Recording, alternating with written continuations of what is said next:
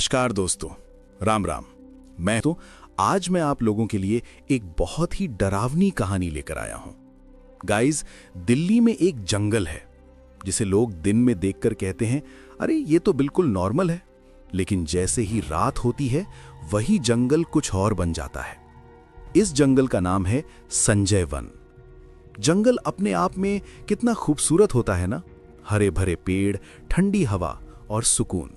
हाँ, जंगल में कुछ जानवर जरूर होते हैं जिनसे डर लगना चाहिए, लेकिन आज मैं आपको जिस जंगल की कहानी सुनाने जा रहा हूं उसमें डर जानवरों से नहीं है। डर है उस चीज से जिसके बारे में लोग बात करने से भी थर-थर कांपते हैं। दिल्ली के वसंत कुंज और मेहरौली के बीच फैला हुआ लगभग 10 स्क्वायर किलोमीटर में फैला ये जंगल, जिसमें करीब 7,800 पेड़ हैं, उसी जंगल को कहते हैं संजय वन। दिन में ये जंगल बिल्कुल आम लगता है, लोग घूमते हैं, दौड़ लगाते हैं, फोटो खींचते हैं, लेकिन जैसे ही सूरज ढलता है इस जंगल का चेहरा बदल जाता है। कुछ लोग कहते हैं कि यहाँ रात में अजीब आवाजें आती हैं, कुछ कहते हैं कि उन्हें डरावने साए दिखाई देते हैं, और कुछ लोग ऐसे भी हैं जो यहाँ कुछ ऐसा देख लेते हैं जिसे देखने के बाद वो कभी वापस नहीं आते। कहा जाता है कि इस जंगल के अंदर कई मर्डर हुए हैं, कई सुसाइड्स हुए हैं और बहुत सारा ब्लैक मैजिक किया गया है। शायद इसी वजह से आज भी संजय वन को दुनिया के सबसे डरावने जंगलों में से एक माना जाता है। तो आखिर ऐसा क्या हुआ इस जंगल में, और ऐसा क्या है जिसकी वजह से लोग आज भी यहां जाने से डरते हैं? आज की कहानी में आप जानेंगे संजय वन का वो सच जिसे जानने के बाद शायद आप भी रात में जंगल का नाम सुनकर डर जाएं। तो दोस्तों, कहानी शुरू करने से पहले मुझे आपसे एक छोटी सी रिक्वेस्ट है कि अगर आप लोग मेरे चैनल पर नए हैं तो मेरे चैनल को सब्सक्राइब करें और मेरी वीडियो को लाइक करें। तो चलिए दोस्तों, बिना समय बर्बाद किए कहानी शुरू करते हैं। मेरा नाम आरती है, मैं एक जर्नलिस्ट हूं। इस पेशे में आने से पहले मुझे हमेशा लगता था कि डर सिर्फ इंसान के दिमाग का वहम होता है। भूत प्रेत, आत्माएं, जंगल की डरावनी कहानियां, ये सब मुझे कभी ज्यादा प्रभावित नहीं करती थी। मैं हमेशा हर चीज को तर्क और लॉजिक से देखने वाली लड़की रही हूं। शायद इसी वजह से मुझे वो प्रोजेक्ट मिला जिसे बाकी सब ने ठुकरा दिया था। संजय वन, मिथ या रियलिटी। जब मेरे एडिटर ने मुझे इस टॉपिक के बारे में बताया तो मेरे अंदर डर नहीं बल्कि उत्सुकता पैदा हुई। दिल्ली जैसे शहर में जहां हर कोना कैमरों और लोगों से भरा रहता है, वहां कोई जंगल इतना डरावना कैसे हो सकता है? मैं सच जानना चाहती थी। मुझे नहीं पता था कि सच जानने की कीमत कभी-कभी बहुत भारी होती है। संजय वन का नाम मैंने पहले भी सुना था। हर दिल्ली वाला इसके बारे में कुछ ना कुछ जानता है। कोई कहता है वहां अजीब आवाजें आती हैं, कोई कहता है लोग गायब हो जाते हैं, लेकिन मेरे लिए ये सब सिर्फ अफवाहें थी। जब मैंने न्यूज़पेपर ऑफिस में इस प्रोजेक्ट के लिए हामी भरी तो मेरे कई सीनियर्स ने मुझे अजीब नजरों से देखा। कुछ ने साफ कहा, आरती, ये जगह ठीक नहीं है। लेकिन मुझे लगा शायद वो डर रहे हैं। मुझे हमेशा से रहस्यमयी चीजों में दिलचस्पी रही है। मुझे लगता था कि अगर कोई सच्चाई है तो उसे सामने लाना ही पत्रकार का काम है, और अगर कुछ नहीं है तो अफवाहों को खत्म करना भी जरूरी है। मैंने एक छोटी सी टीम बनाई। मेरे साथ मेरी जूनियर प्रिया थी, बहुत मेहनती लेकिन थोड़ी डरपोक। तीसरा था करण, हमारा फोटोग्राफर। करण बाहर से तो शांत दिखता था लेकिन अंदर से काफी कॉन्फिडेंट था। जब मैंने उन्हें बताया कि हमें रात में संजय वन जाना है तो प्रिया का चेहरा उतर गया। उसने मुझसे पूछा, दी सच में रात में? मैंने हंसते हुए कहा, डरने की क्या बात है, हम कोई चोरी करने नहीं जा रहे। लेकिन सच ये था कि अंदर कहीं ना कहीं मुझे भी हल्की सी बेचैनी हो रही थी जिसे मैं खुद से छुपा रही थी। उस रात हम तीनों देर तक प्लानिंग करते रहे। कैमरा, लाइट्स, ऑडियो, सब कुछ चेक किया गया। मैंने प्रिया को समझाया कि हम सिर्फ ऑब्जर्व करेंगे, कोई रिस्क नहीं लेंगे। करण मजाक में बोला कि अगर कुछ हुआ तो वो सबसे पहले भागेगा। हम सब हंस दिए, लेकिन वो हंसी ज्यादा देर तक दिल में नहीं रही। कहीं ना कहीं सबके मन में एक सवाल था, अगर सच में कुछ हुआ तो? फिर भी मैंने खुद को समझाया कि डर को काबू में रखना ही मेरी ताकत है। अगले दिन हम उस होटल में रुके जो संजय वन के पास था। शाम ढलते ही होटल के माहौल में अजीब सी खामोशी थी।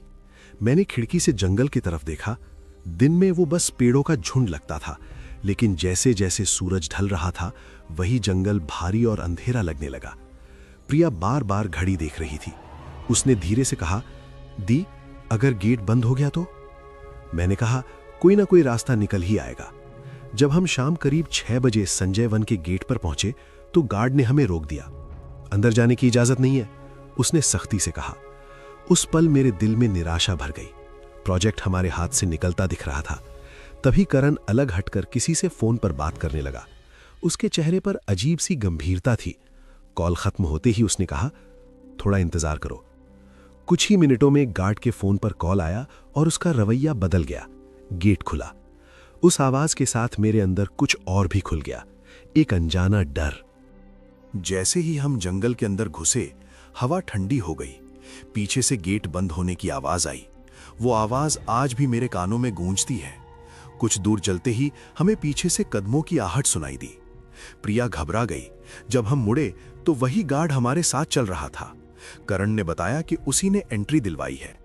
गार्ड के चेहरे पर एक अजीब सी गंभीरता थी, जैसे वो कुछ जानता हो जो हमें नहीं पता। गार्ड ने अचानक अपने हाथ दिखाए। उन पर गहरे जख्मों के निशान थे। उसकी आवाज कांप रही थी जब उसने कहा, ये किसी जानवर के नहीं है। उस पल पहली बार मेरे अंदर सचमुच डर ने जगह बनाई। मैंने खुद को संभालते हुए कहा, आप हमें डराने की कोशिश कर रहे हैं। वो बस मुझे घूरता रहा। उसकी आंखों में कुछ ऐसा था जो मजाक नहीं लग रहा था। जंगल और गहरा होता जा रहा था। चांद की रोशनी भी जमीन तक नहीं पहुंच रही थी। अचानक करण ने एक पेड़ पर बैठे कौवे की तरफ इशारा किया। वो हमें ऐसे देख रहा था जैसे हम मेहमान नहीं, शिकार हों। गार्ड ने फुसफुसाकर कहा, यह अच्छा संकेत नहीं है। मैंने हंसने की कोशिश की, लेकिन मेरी आवाज खोखली थी। अंदर कहीं कुछ टूट रहा था। तभी गार्ड ने कहा, अगर आगे बढ़ना है तो पहले ये जान लो कि इस जंगल का सच क्या है। उसकी आवाज बदल चुकी थी। उसने 1970 की कहानी शुरू की। भेड़िया, अमावस्या, लाशें। मैं सुन रही थी लेकिन यकीन नहीं कर पा रही थी।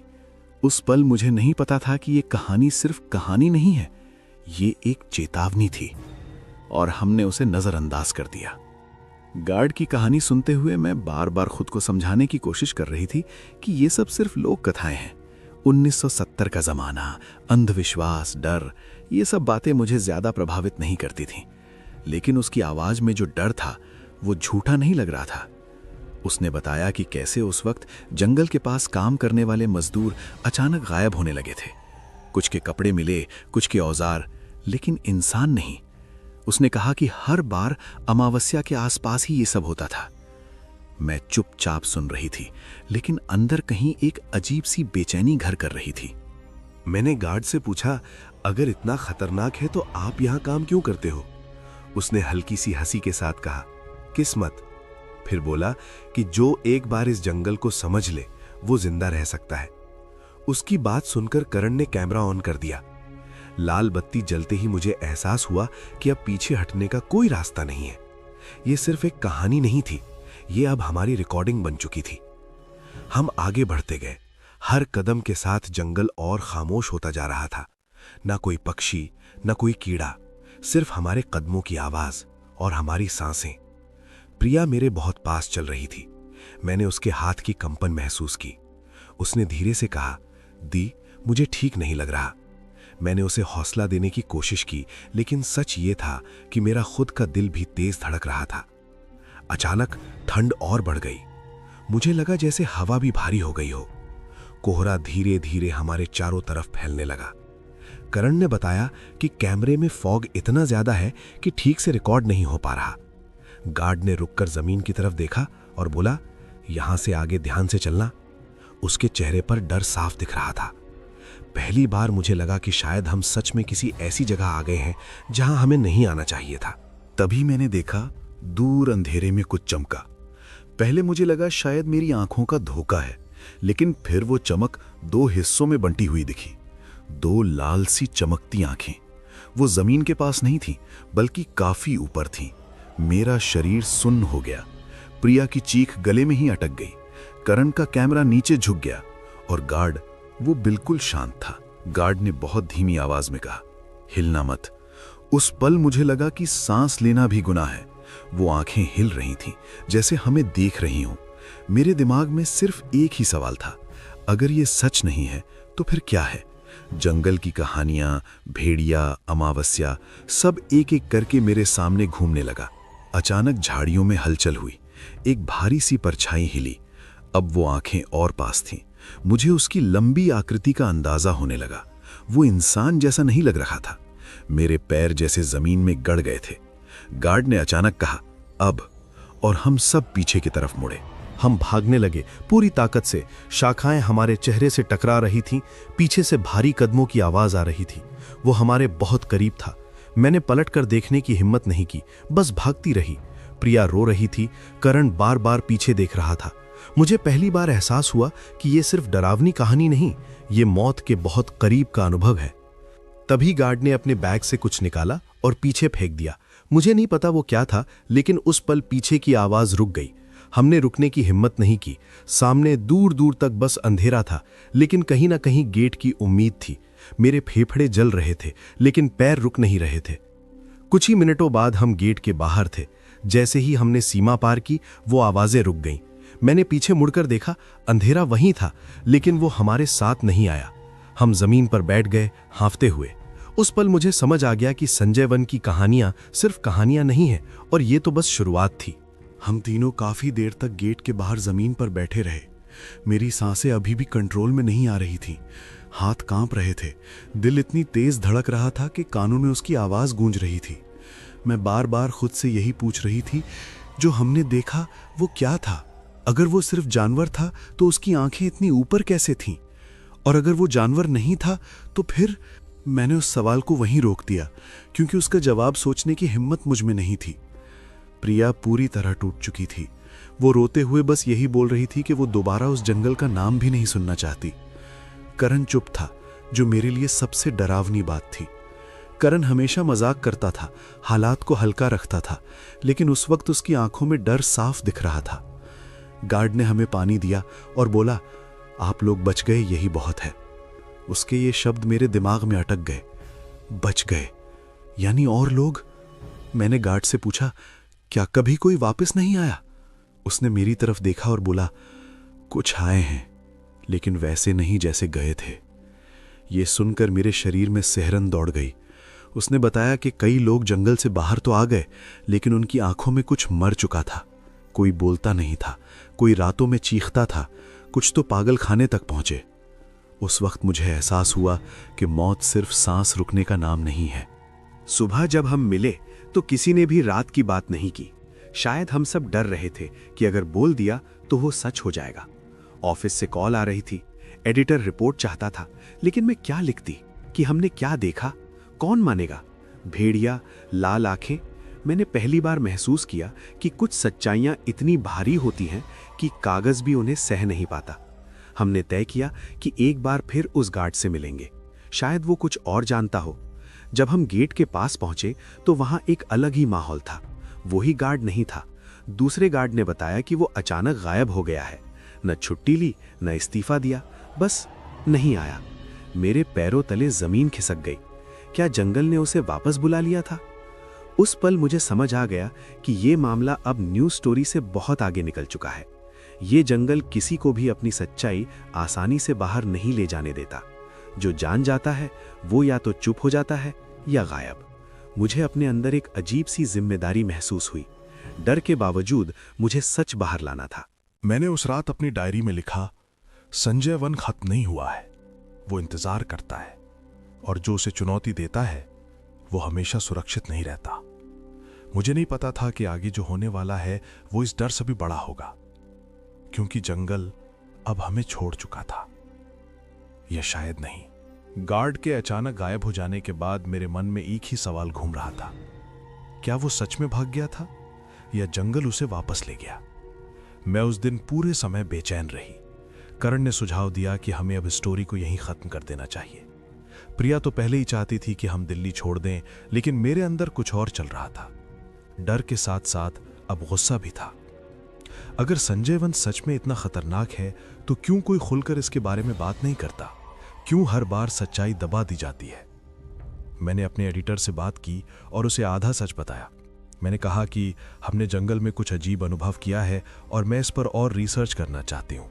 उसने साफ शब्दों में कहा कि यह रिस्की है, लेकिन अगर मेरे पास ठोस सबूत होंगे तभी वो स्टोरी छापेगा। उसी पल मैंने फैसला कर लिया। अब मैं सिर्फ अनुभव पर नहीं, सबूतों पर काम करूंगी, चाहे इसके लिए मुझे दोबारा उस जंगल के बहुत करीब ही क्यों न जाना पड़े। मैंने दिल्ली के पुराने अखबारों की फाइलें निकलवानी शुरू की। 1970 के आसपास की खबरें पढ़ते पढ़ते मेरे हाथ कांपने लगे। कई खबरें थीं, मजदूरों के गायब होने की, अज्ञात हमलों की और कुछ ऐसे केस जिनमें पोस्टमार्टम रिपोर्ट तक गायब थी। सबसे डरावनी बात यह थी कि हर खबर कुछ ही दिनों में दबा दी गई थी। कहीं लिखा था जंगली जानवर का हमला, कहीं अज्ञात कारणों से मौत, लेकिन दांतों के निशान वो हर जगह एक जैसे थे। उसी दौरान मुझे एक बुजुर्ग आदमी के बारे में पता चला जो कभी संजय वन के पास रहता था और अब महरौली में एक छोटी सी झोपड़ी में रहता था। लोग कहते थे कि वो सब जानता है लेकिन बोलता नहीं। मैं अकेले उससे मिलने गई। जैसे ही मैंने संजय वन का नाम लिया, उसके चेहरे का रंग उड़ गया। उसने दरवाजा बंद करने की कोशिश की, लेकिन मैंने उसे रोक लिया। मैंने कहा, मैं आरती हूं, मैं सच जानना चाहती हूं। कुछ देर चुप रहने के बाद उसने बोलना शुरू किया। उसने बताया कि वो भेड़िया कोई आम जानवर नहीं है, वो एक श्राप है, एक इंसान जिसने सालों पहले काले जादू के जरिए ताकत पाने की कोशिश की थी। अमावस्या की रात वो अपना रूप खो देता था और वही बन जाता था जिससे आज लोग डरते हैं। उसने कहा, जंगल उसे बांधे हुए है, वो बाहर नहीं जा सकता, लेकिन अंदर आने वालों को छोड़ता भी नहीं। उसकी बातें सुनकर मेरे रोंगटे खड़े हो गए। उसने मुझे चेतावनी दी कि अगर कोई इंसान उस जंगल की सच्चाई जान लेता है तो जंगल उसे पहचान लेता है और फिर वो इंसान कभी सामान्य नहीं रह पाता। मुझे अचानक एहसास हुआ कि हमारे साथ जो कुछ हुआ वो संयोग नहीं था। जंगल ने हमें देखा था, परखा था और शायद अब याद भी रख रहा था। उस रात मुझे फिर सपना आया। इस बार मैं अकेली संजय वन में खड़ी थी। चारों तरफ कोहरा था। दूर से वही लाल आंखें मुझे देख रही थीं, लेकिन इस बार मैं भाग नहीं रही थी। मैं वहीं खड़ी थी जैसे मेरे पैर जड़ हो गए हों। तभी किसी ने मेरे कान में फुसफुसाकर कहा, तुम सच जानना चाहती थी ना। मैं डर के मारे चीख पड़ी और नींद से जाग गई। सुबह उठकर मैंने देखा कि मेरे हाथ पर खरोंच के निशान थे। मैंने किसी से टकराया नहीं था, कमरे में कोई नहीं आया था। फिर ये निशान कैसे? उस पल मुझे पहली बार लगा कि ये सब सिर्फ दिमाग का खेल नहीं है। कुछ है जो जंगल से बाहर आ चुका है, या शायद मैं ही अभी भी उस जंगल से बाहर नहीं आई हूं। मैंने करण और प्रिया को सब बताया, अखबारों की खबरें, बुजुर्ग की बातें, सपने। प्रिया रोने लगी। करण ने कहा कि अगर हम अब भी स्टोरी को आगे बढ़ाते हैं तो शायद अगली बारी हमारी होगी। मैं कुछ देर चुप रही। फिर मैंने कहा, अगर हम चुप रहे तो ये सब चलता रहेगा। वो दोनों मुझे ऐसे देख रहे थे जैसे मैं पागल हो गई हूं। मैंने आखिरी फैसला लिया, मैं स्टोरी को पूरा करूंगी, चाहे इसकी कीमत कुछ भी हो। क्योंकि अब ये सिर्फ एक प्रोजेक्ट नहीं था, ये एक लड़ाई थी, सच और डर के बीच। और मुझे नहीं पता था कि इस लड़ाई में जीत किसकी होगी, लेकिन इतना तय था, संजय वन अभी खत्म नहीं हुआ था। उस दिन के बाद मेरी जिंदगी पूरी तरह बदल चुकी थी। मैं बाहर से जितनी सामान्य दिखने की कोशिश करती, अंदर से उतनी ही टूटती जा रही थी। हर रात सोने से पहले मुझे लगता था कि कोई मुझे देख रहा है। कई बार नींद खुलती तो दिल इतनी जोर से धड़क रहा होता कि सांस लेना मुश्किल हो जाता। मैंने महसूस किया कि संजय वन अब सिर्फ मेरी स्टोरी का हिस्सा नहीं रहा, बल्कि मेरी सोच, मेरे सपनों और मेरे डर का हिस्सा बन चुका था। सबसे डरावनी बात यह थी कि अब मुझे जंगल की तरफ खिंचाव महसूस होने लगा था, जैसे कोई मुझे बुला रहा हो। एक शाम मुझे एहसास हुआ कि उस दिन अमावस्या है। जैसे ही ये बात मेरे दिमाग में आई, मेरी रूह कांप गई। वही अमावस्या जिसके बारे में गार्ड ने बताया था, वही रात जब वो भेड़िया जागता है। मैं खुद को रोकना चाहती थी, लेकिन अंदर की पत्रकार मुझे चैन से बैठने नहीं दे रही थी। मुझे लगा कि अगर आज नहीं गई तो शायद कभी सच सामने नहीं आ पाएगा। मैंने करण को कॉल किया, लेकिन उसने साफ मना कर दिया। प्रिया तो फोन पर ही रोने लगी। इस बार मैं अकेली थी। मैं आधी रात के करीब संजय वन के पास पहुंची। गेट बंद था, लेकिन मुझे अब रुकने की आदत नहीं रही थी। मैं बाउंड्री के पास से अंदर घुस गई। जैसे ही मैंने जंगल में कदम रखा, वही ठंडी हवा मेरे चेहरे से टकराई। ऐसा लगा जैसे जंगल ने मुझे पहचान लिया हो। चारों तरफ अजीब सी खामोशी थी। न कोई पत्ता हिल रहा था, न कोई जानवर। बस मेरा दिल था जो जोर जोर से धड़क रहा था। मैं आगे बढ़ती गई, हर कदम भारी लग रहा था। अचानक मुझे महसूस हुआ कि मैं अकेली नहीं हूं। मेरे पीछे किसी के चलने की आहट थी। जब मैंने पलटकर देखा तो कुछ नहीं था, लेकिन जैसे ही मैंने आगे देखा मुझे वही लाल चमकती आंखें दिखी। इस बार वो दूर नहीं थी, वो मेरे सामने थी, बहुत ऊपर। मैं चाह कर भी चीख नहीं पाई। धुंध के बीच से वो आकृति बाहर आई, विशाल, डरावनी और अमानवीय। उसके शरीर पर लंबे बाल थे और उसकी सांसें भाप की तरह बाहर निकल रही थी। मुझे लगा कि मेरा शरीर मेरा साथ छोड़ चुका है। मैंने भागने की कोशिश की, लेकिन मेरे पैर नहीं हिले। उसी पल मुझे उस बुजुर्ग की बात याद आई। जंगल उसे बांधे हुए है, लेकिन उस रात वो बंधन कमजोर लग रहा था। वो मेरे बिल्कुल सामने आ चुका था। उसकी आंखों में भूख थी, इंसानी नहीं, किसी जानवर की भूख। तभी मुझे जमीन पर कुछ चमकता हुआ दिखा, एक पुराना तावीज, वही निशान जो उस बुजुर्ग ने बताया था। बिना सोचे मैंने उसे उठाया और अपनी मुट्ठी में कस लिया। उस पल मुझे लगा जैसे किसी ने मेरे कान में कहा, नाम लो। मैंने कांपती आवाज में उस इंसान का नाम लिया जो कभी था, जिसने खुद को इस श्राप में बदला था। जैसे ही नाम मेरे मुंह से निकला, जंगल में तेज हवा चली। वो भेड़िया पीछे हटा, दर्द से उसकी आवाज गूंजी। मुझे समझ आ गया कि वो नाम उसकी कमजोरी है, लेकिन ये जीत नहीं थी, ये सिर्फ कुछ पल की राहत थी। जंगल से बाहर आने के बाद भी मैं अंदर से बाहर नहीं आ पाई थी। मेरे शरीर पर कोई बड़ा जख्म नहीं था, लेकिन दिमाग पर जो निशान पड़े थे वो किसी एक्सरे में नहीं दिखते। डॉक्टर बार बार मुझसे पूछ रहे थे कि मैं जंगल में कैसे पहुंची, लेकिन मेरे पास कोई सीधा जवाब नहीं था। मैं सिर्फ इतना जानती थी कि उस रात जो हुआ वो किसी हादसे का नतीजा नहीं था, वो बुलावा था और मैंने उसे सुना था। अगले कुछ दिनों तक मीडिया में खबरें आईं कि संजय वन के पास एक लड़की बेहोश मिली थी। नाम नहीं छपा। शायद सिस्टम ने इस बार भी सच्चाई को ढकने का फैसला कर लिया था। करण और प्रिया मुझसे मिलने आए, लेकिन उनकी आंखों में वही सवाल था, क्या अब भी लिखोगी? मैंने कुछ नहीं कहा, लेकिन मेरे भीतर जवाब साफ था, अगर मैं चुप रही तो ये जंगल फिर किसी और को बुलाएगा। मैंने लिखना शुरू किया। हर रात हर लाइन के साथ मेरे हाथ कांपते थे। कई बार ऐसा लगता था जैसे कोई मेरे पीछे खड़ा है, शब्दों को पढ़ रहा है। कई बार लैपटॉप अपने आप बंद हो जाता, कभी पेज सेव नहीं होता, जैसे कोई नहीं चाहता था कि ये कहानी पूरी हो। लेकिन जितनी बार रुकावट आई, उतनी ही जिद मेरी बढ़ती गई। एक रात मुझे फिर सपना आया। इस बार जंगल शांत था, न लाल आंखें न दौड़, बस वही भेड़िया दूर खड़ा था, इंसानी शक्ल में। उसने मुझसे कहा, तुमने मेरा नाम लिया, अब तुम भी इस कहानी का हिस्सा हो। उसकी आवाज में धमकी नहीं थी, बल्कि सच्चाई थी। मैं नींद से उठी तो मेरी आंखों से आंसू बह रहे थे। मुझे समझ आ गया था, कुछ दरवाजे खुलने के बाद कभी पूरी तरह बंद नहीं होते। मैंने अपने एडिटर को पूरी कहानी भेज दी। उसने पढ़ने के बाद मुझसे कहा, आरती, ये बहुत खतरनाक है। मैंने जवाब दिया, इससे ज्यादा खतरनाक चुप रहना है। कुछ दिनों बाद स्टोरी छपी, लेकिन कई हिस्से काट दिए गए। भेड़िया, श्राप, अमावस्या, सबको लोक कथा कहकर हल्का कर दिया गया। फिर भी कुछ लोग समझ गए थे। स्टोरी छपने के बाद मुझे अजीब मेल आने लगे। कुछ लोगों ने लिखा कि उन्होंने भी संजय वन में वही लाल आंखें देखी हैं। कुछ ने कहा कि अमावस्या की रात जंगल के पास जाना अब भी मना है। एक मेल में सिर्फ एक लाइन थी, तुमने सही लिखा, लेकिन पूरा सच अभी भी छुपा है। उस मेल का कोई सेंडर नहीं था। मैं अब संजय वन के पास नहीं जाती, लेकिन कभी कभी रात में मुझे वही ठंडी हवा महसूस होती है। कभी कभी शीशे में मुझे अपनी परछाई थोड़ी अलग दिखती है, जैसे मेरी आंखें कुछ और देख चुकी हों। मैं जानती हूं कि जंगल मुझे नहीं भूला है, और शायद मैं भी उसे नहीं भूल पाऊंगी। लोग पूछते हैं कि क्या वो भेड़िया सच में था। मैं मुस्कुरा देती हूं, क्योंकि सच ये है, कुछ सवालों के जवाब देना जरूरी नहीं होता। कुछ डर ऐसे होते हैं जो तभी तक काबू में रहते हैं जब तक हम उन्हें नाम नहीं देते। संजय वन एक जगह नहीं है, वो एक चेतावनी है। अगर कभी आप दिल्ली आएं और कोई आपसे कहे कि संजय वन रात में अलग होता है, तो उस बात को मजाक में मत टालिएगा।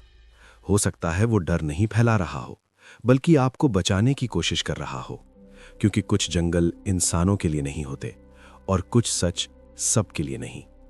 मैं आरती हूं, एक जर्नलिस्ट, और ये कहानी मैंने इसीलिए लिखी ताकि अगली बार जब जंगल किसी को बुलाए तो वो अकेला ना जाए, क्योंकि संजय वन आज भी वही है, खामोश, इंतजार करता हुआ।